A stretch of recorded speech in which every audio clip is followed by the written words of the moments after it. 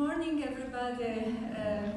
Thank you so much. I would like to thank the organizers for invitation. It's such a great pleasure and privilege to be here today. And thank you all for coming. And thank you, Łukasz, for this wonderful context-setting presentation. I think it fits perfectly here. I was asked by the organizers to speak about survivors and the reception in post-war Poland, both violent and non-violent. So what I thought I would do here is to discuss most recent findings in the field of Polish Jewish history in the immediate aftermath of the Second World War, written by historians working both in the American and Polish academia and involving Polish and English language. Although in the past the field tended to focus on violence, today's scholarship often goes beyond that focus, exploring wide-ranging facets of Jewish experiences in post-war Poland, and illuminating the aspects that often escape the facile violent, non-violent categorization. The new research that we have right now examines the everyday struggles of Polish Holocaust survivors, their memories, and their choices, and they do so in richly contextualized and conceptualized cultural, comparative, and micro perspectives. And anti-Jewish violence itself also received new brilliant interpretations in the last few years. And with those interpretations of anti-Jewish violence, I would like to start my presentation today.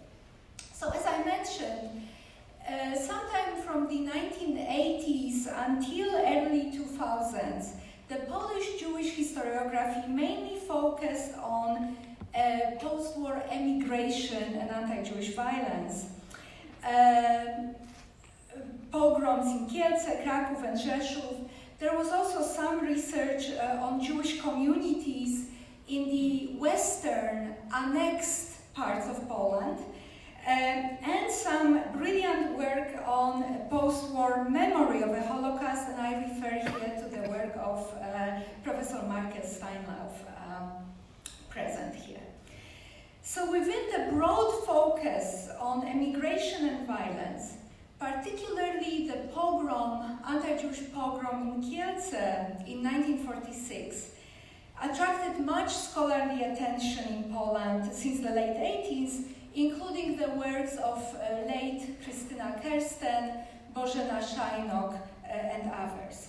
Jan Tomasz Gross, in his seminal book Fear, Antisemitism in Poland After Auschwitz, introduced this event to the broad English-speaking public.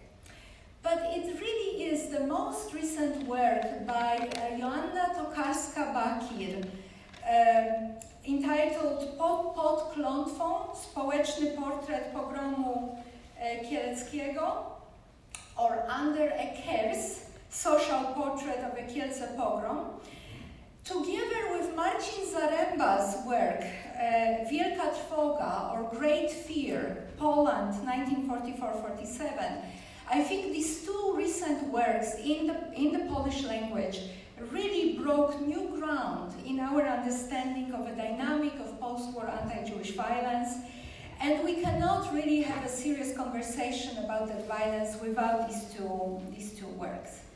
While Zaremba painted a general troubling portrait of the dysfunction of a Polish state and its institutions, and the demolition of a Polish society, which Łukasz so evocatively presented here, Tokarska-Bakir zoomed in on July 4th, 1946, the pogrom Kielce, when about 43 Holocaust survivors, and we still don't know exact numbers, it's really impossible to establish it with complete certainty, about 43 people, including half a dozen children and 2 teenage survivors, were victims of this very society of their Polish Polish neighbors in the city, in the town of Kielce. They were shot and bludgeoned to death during a few hours, 8 hours, on July 4th, 1946. The power of Tokarska-Bakir, Joanna Tokarska-Bakir's book, is her focus on the lived experiences hour by hour of both victims and perpetrators of the day, and her very close analysis of their personal backgrounds. 20 years ago, in my own work on pogrom in Krakow in August 1945, I argued that antisemitism, with its magical medieval beliefs in ritual murder, as well as the broader socioeconomic context of post-war Poland, with its dysfunctional institutions of law and order, like militia and army, were crucial to understand post-war anti-Jewish violence. But only recently, Tokarska-Bakir, in her work, reconstructed the very texture of the dynamic, showing how barely literate women were convinced that Jews were snatching their children, how those very children, barely fed, always hungry, kept running away from homes to nearby villages to get some food and play, how barely literate, although some educated as well, often drunk men who lived in Jewish, which they called successor, quote-unquote, houses, easily turned violent, and how many uniformed perpetrators, especially militiamen, militianci, but also soldiers and security forces, had previous experiences of denunciation and murder of Jews during the war, and how easily those experiences could be now mobilized after the war. So Tokarska-Bakir concluded that 4 phenomena really were paramount to understanding the outbreak of anti-Jewish pogrom in Kielce. 1, traditional antisemitism with blood-centered beliefs. 2, recent experiences of murdering and denunciating Jews during the war. 3, fears of losing Jewish property acquired after the Holocaust, and this is something that Jan Tomasz Gross also argued extensively in his work. And finally, anger and fear about the alleged Jewish running rampant, or in Polish panoszenie się, right, quote-unquote lording it. Tokarska-Bakir suggests, and this is again reminiscent of Jan Tomasz Gross' earlier argument, that shame of a very recent past and very recent crimes of a wartime period and the urgency to cover them up really led many perpetrators to violence. So this is the most current historiography, the sort of most important work of recent years on anti-Jewish pogroms, the outbreak of anti-Jewish pogroms after the war. And yet, current historiography had to go beyond pogroms to nuance our knowledge of the very violence and hostility that impacted survivors. Considering that after all, in 3 years after the war, there were 3 pogroms, but there were more than 1,000 days. And what happened during those 1,000 days without pogroms? Here, Łukasz Krzyżanowski, my colleague here, does precisely that. So his work, in his first book, The Home That Did Not Exist, The Returns of the Survivors to Post-War Town, he zooms in on a medium-sized provincial town, Radom, and he shows how survivors came back to the town really to a social vacuum, as he calls it, or społeczna pustka, which was now intensely filled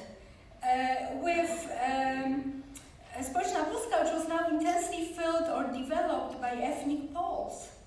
Most importantly, he argues that really Jewish return home was impossible in social terms. He uses the sociological term ghost citizens to describe the situation of survivors in Poland, where, and I quote, Jews in a post-war town did not translate into any participation in social life, end of quote.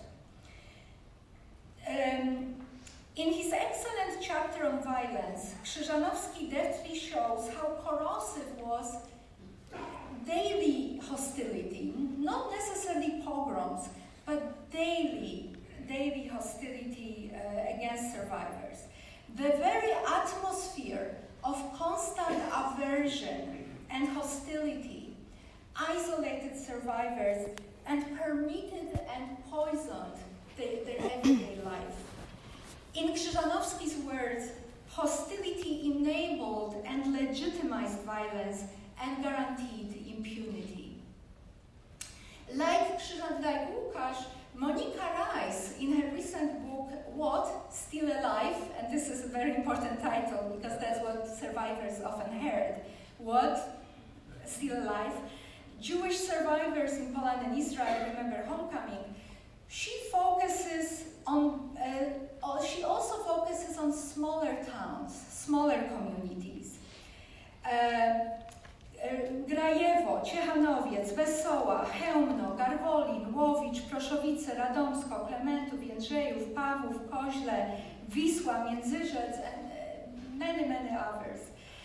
She compares two sets of Polish Jewish survivors' testimonies that survivors gave immediately after the war in Poland and then 10 years later in Israel in the 1950s.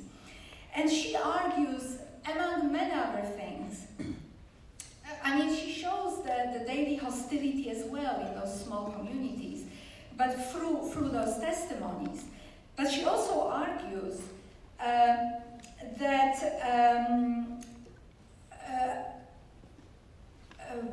among others, that in the testimonies recorded in Poland immediately after the war, survivors were still unsure about their future, whether they would stay or they would leave.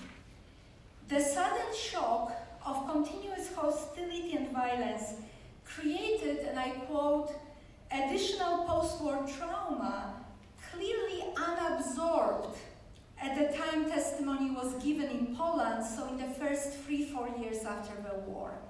So what we have is a community, and the numbers fluctuated. So it started in 1944 with a few thousand people who were coming out of hiding in all kinds of, all over Poland, over liberated Poland in 1944. And then in 1946, we have major influx of survivors from the Soviet Union. And at the peak in June 1946, about 250,000 survivors of the Holocaust are in Poland temporarily or for some time. Maybe they will stay longer, they don't know. And the argument of uncertainty really brings up the question of choices, motivation, and intent, or in other words, historical agency in post-war Polish Jewish history or post-war Polish-Jewish relations. In other words, what did survivors want to do? Did they want to stay? Did they want to leave? Did they see the life for themselves in Poland or not? What was their intent? What was their motivation? And what were their available choices?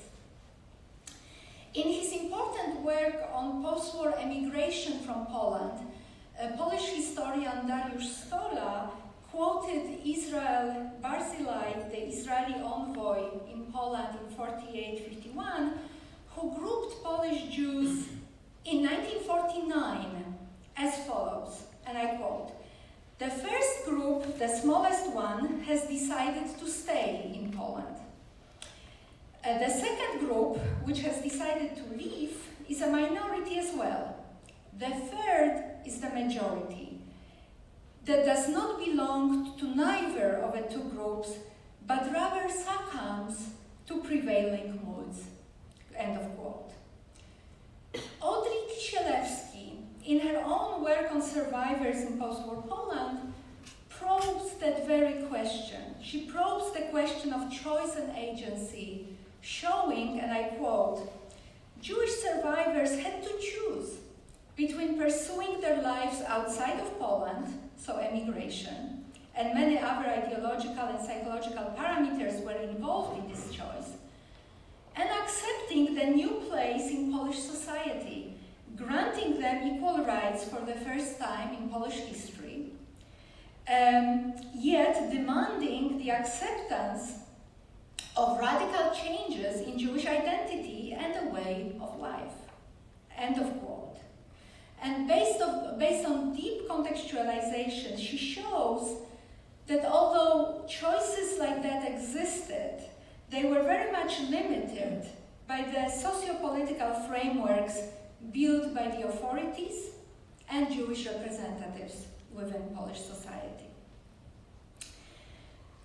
Intent of staying or going really remains elusive to historians. It's very difficult to find sources for that, and I can speak more about it in Q&A.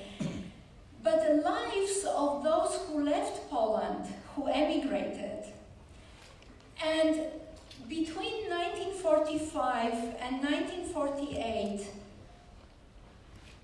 after pogrom in Kielce, about 100,000 people were gone, left Poland. And I can speak more about it in Q&A. About 100,000 stayed for all kinds of reasons, by intent or by accident, temporarily or permanently, with a hope to stay or with a hope to leave when a first chance appears.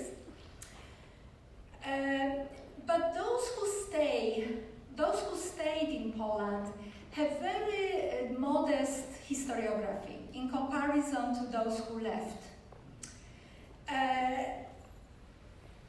But I think, not only I, but some other scholars like Audrey Kisielewski and others, we believe that their lives in Poland also demand our attention. 5 years ago, in my own work, Beyond Violence, I argued that the sole focus on antisemitism, violence, and immigration really restricts our understanding of a period as much as it contributes to it, for at least two reasons. The first one, I believe that such focus really reduces the life, the post-war life, and diversity and multiplicity of Jewish experiences to one aspect, right, to antisemitism. So it simplifies and homogenizes post-war history, reducing this history to this meta-tragedy, to use Hayden White's terminology. Second, in this regard, it sort of makes survivors exemplary victims, quote unquote, taking all the agency from them. It really disregards any other identities that survivors had after the war. They were not just victims or emigrants. They had their life. They were employees and employers. They were business partners and co-workers. They were members of cooperatives. They were petitioners and clerks in offices, spouses and friends, and so much more. And I can speak about it again after. Although by focusing on institutional sources, I inevitably missed the problem of choice and intent, my findings very much overlapped with those by my colleague Audrey Kisielewski, who used more testimonies and first-hand accounts. We both agreed and we argued that what I called returning to normalcy and what Audrey called normalization was an important aspect of post-war Polish Jewish experiences in Poland. The facet which is often obscured by the big narrative of antisemitism and immigration.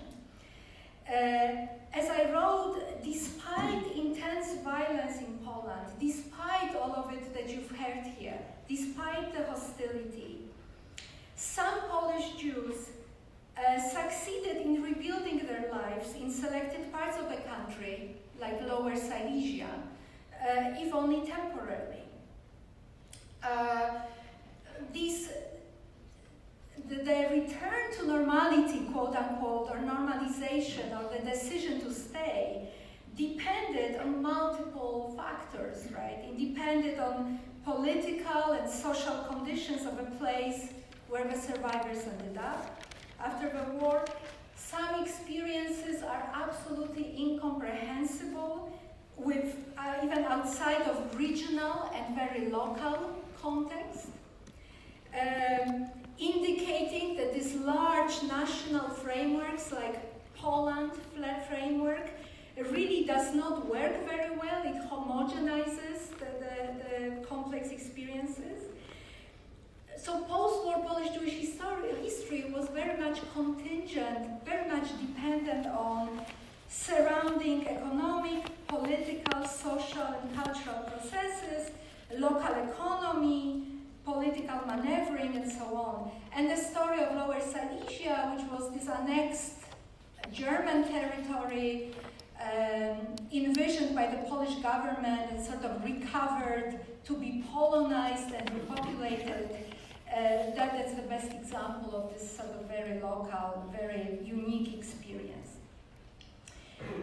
Finally, the very state, the same dysfunctional state, was most critical in enabling or hindering the rebuilding, quote unquote.